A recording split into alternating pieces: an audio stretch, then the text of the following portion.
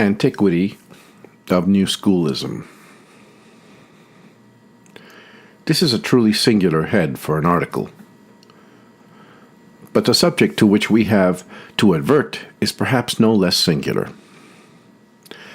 John M. Peck, now associated with J.L. Waller, RBC Howell and Company, in conducting the Banner and Pioneer of Kentucky, has poured forth nearly 3 columns of foaming wrath upon the old school Baptists in their 4th of July number.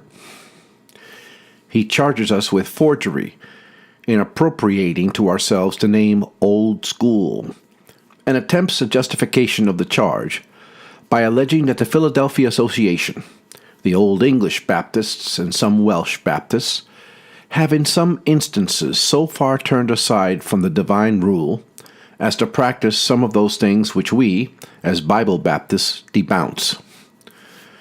And having from history found men in the Baptist connection in England, Wales, and America, from 1654 extending to 1801, capable of projecting and practicing such innovations on Baptist doctrine and order, claims the appellation of Old School as belonging to the practices which they advocate. Having, as he appears to suppose, stripped off our covering and shown that we are not 20 years old, and so the appellation cannot belong to us, his benevolent soul, perhaps moved with compassion, has dealt to us a volley of epithets. But as all of them, strung together, would make rather an inconvenient jingle, perhaps he only intends we shall wear them one at a time.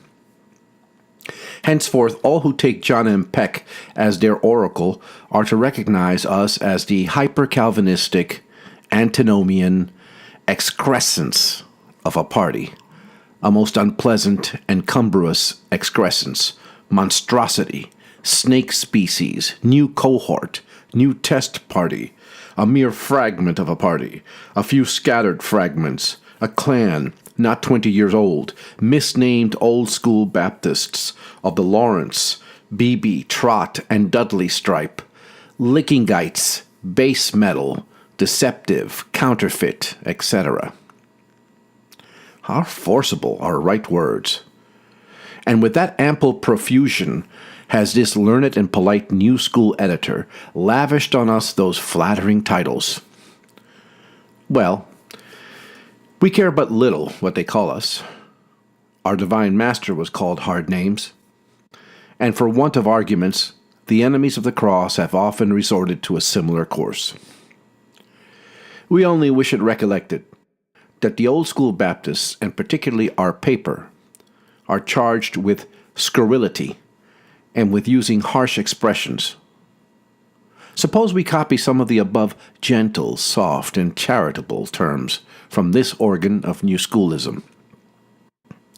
As to the instances adduced by Mr. Peck, in which professed Baptists of bygone days have turned aside from the good old way, they only show, if true, that there was then, as there is now, corruption in the nominal kingdom of the Redeemer. But the imperfections of those of former times can no more justify us in departing from the laws of Christ than the present corruptions of New Schoolism can justify those of generations to come in following their pernicious ways. Who the legitimate successors of the Philadelphia Association, of the English Baptists, or of the Welsh Baptists are, is not the question with us. But the grand point is, who are the followers of the Lamb? Who are walking in the footsteps of the primitive church? Who are teaching for doctrines the commandments of men? These references to the history of Baptists of a few centuries past have been often met and refuted. We have often informed the New School that anything short of the apostolic age is too late to have weight with us. The foibles of professed Baptists 300 years ago are entitled to no more consideration with us than those of yesterday. But as Mr. Peck says, all genuine Old School Baptists were missionary Baptists. From their own mouths we shall judge them. Let us sum up the testimony and strike the balance.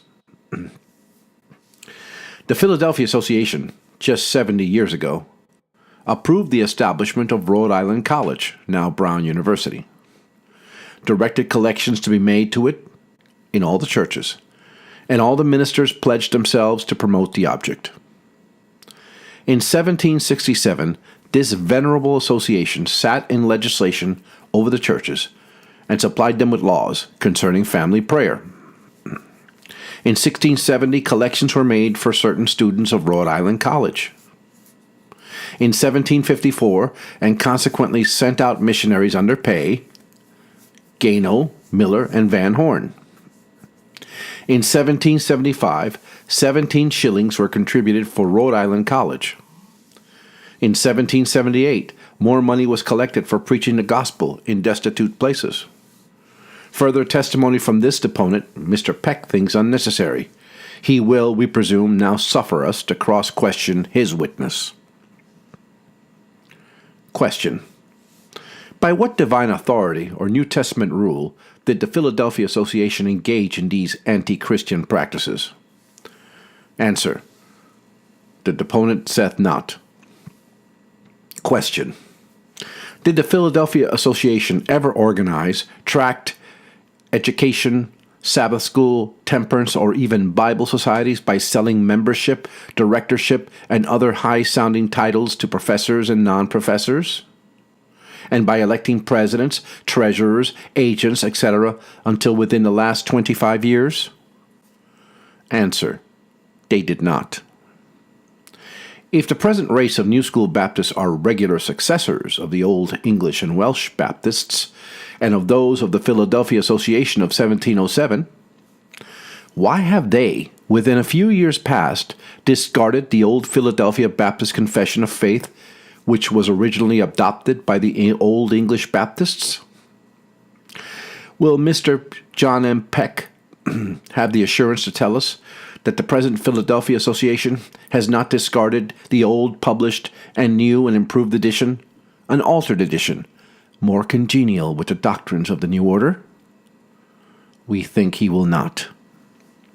In looking over the April number of the Baptist Record, so-called, we are greeted with a copy of the speechifying of some of the great men of New Schoolism, as their spring anniversaries in Philadelphia, of which, as they will serve to help us out in showing the antiquity of New Schoolism, we will notice a few specimens.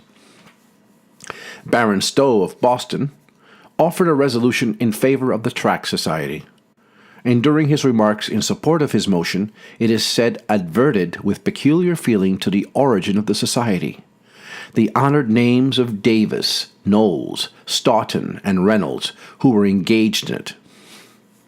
They were all there then, but 15 years passed away, and all these are gone.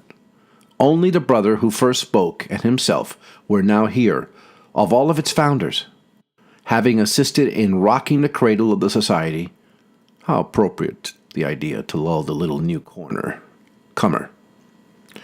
In its infancy, he felt a very strong desire to see and aid in it now in assuming the manly attitude of mature years. Unquote. New school institutions, like mushrooms, are soon matured.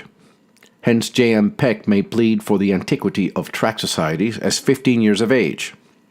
The American and Foreign Bible Society held their second anniversary also in Philadelphia last April, so we may venture to put down her age at about 2 years and 3 months. A very reverend set of digniar now engaged in rocking its cradle, the poor thing. It must either be very weakly, greedily, or ill-natured, for with all their rocking it continues to cry, like the horse leech's daughters. As for the old American Bible Society, which the New School Baptists have helped into being, and which they assisted to rock for several years, they have at length found that it is an Ishmael, so they have weaned it and sent it forth into the wilderness. The same paper from which we have collected the above items, being a kind of family record of New Schoolism, has put down the age of the American Baptist Foreign Mission Society at 25 years. Mr. J. M. Peck, as we have noticed, very sneeringly asserts that the old-styled old-school Baptists, as he calls us, are not of lawful age, not 20 years of age. What will he say of this ancient institution at the very advanced age of 25 years, when he reads the following extract from which we make from the report of its board of cradle rockers? Quote, "The time has not come to restrict our operations. The work is only begun. The laborers are few. From almost every mission the cry is help, and helpers are waiting to be sent. Let the advance be made. Let the fervent, unceasing prayer ascend to God, and prayer lead to effort," unquote. In other words, cradle rocking. "Earnest, united effort, that the treasury of the Lord may be full," unquote. The receipts of the board of this institution for the year ending April 15th, 1839, were $888,240.73, and the expenditure for the same period was $110,190.74.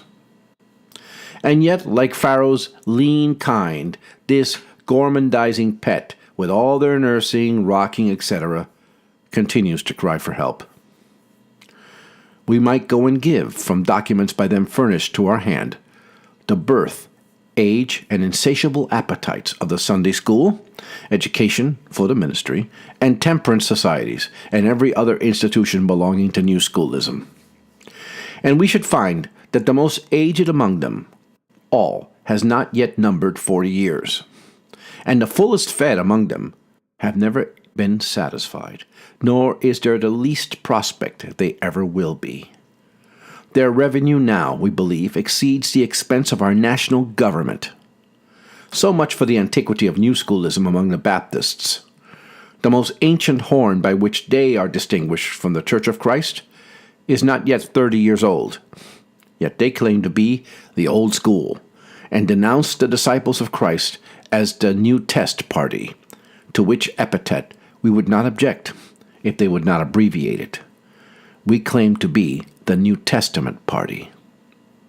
And the only test of fellowship we admit is that of the New Testament. Alexandria, Virginia, August 15th, 1839. Gilbert Beebe.